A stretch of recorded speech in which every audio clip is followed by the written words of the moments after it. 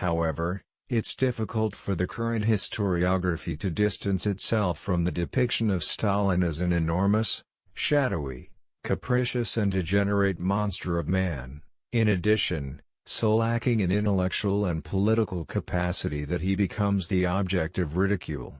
With regard to mythology, it's also necessary to search for its historical origin.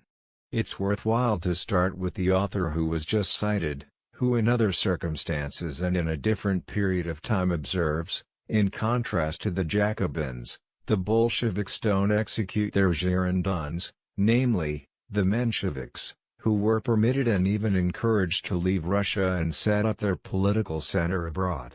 897. From there a harsh campaign is developed against the country, first led by Lenin and later, for a longer period of time, by Stalin. Deutscher continues as follows, quote, "It's correct that Stalin meditated at length about the terrible French precedent and for a few years that dissuaded him from resorting to more drastic means of repression." More than once Stalin had expressed himself in that sense. In 1929, he decided to exile Trotsky from Russia. One couldn't yet imagine that Trotsky was to be captured, and much less put before an execution squad. 898 unquote. With the opposition leader's arrival in Istanbul, a new and more committed political center is formed, this time dedicated exclusively to exposing and denouncing all aspects of Stalin's personality and actions. Fugitives like General Orlov can be put in that same context, fugitives who, in reaching the West, dedicate themselves to revealing the Kremlin's secrets, earning an enormous amount of money, and presumably it's a sum that's greater for however much more sensational the revealed secrets are. Beginning with the Gorbachev years, these revelations are eagerly welcomed in the Soviet Union and are still today one of the most important sources for Western Sovietology. These revelations, however, are a web of lies.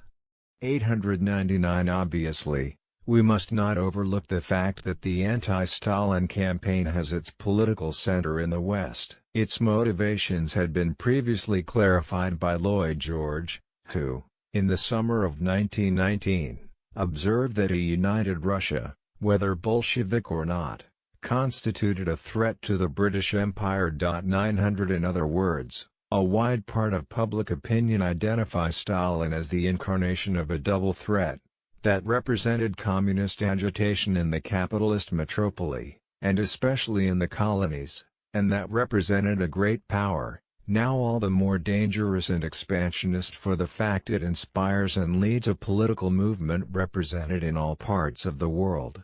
Which of the different political centers was the most implacable? At times, we get the impression that we are watching a competition. Soon after the Pact of Non-Aggression between the Third Reich and the Soviet Union, Trotsky lets out a type of victory cry. Finally, it's now evident to even the professional apologists for the Kremlin and Stalin, the pro-Soviet fools of all types, those who had the illusion of being able to count on Moscow's support in containing Nazi Germany's expansion. Neville Chamberlain is especially targeted.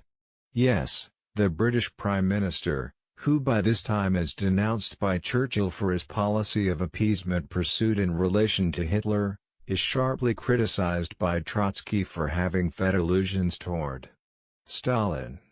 Despite all his aversions toward the Soviet regime, the British conservative leader had tried to make an alliance with Stalin using all means, a colossal example of naivety.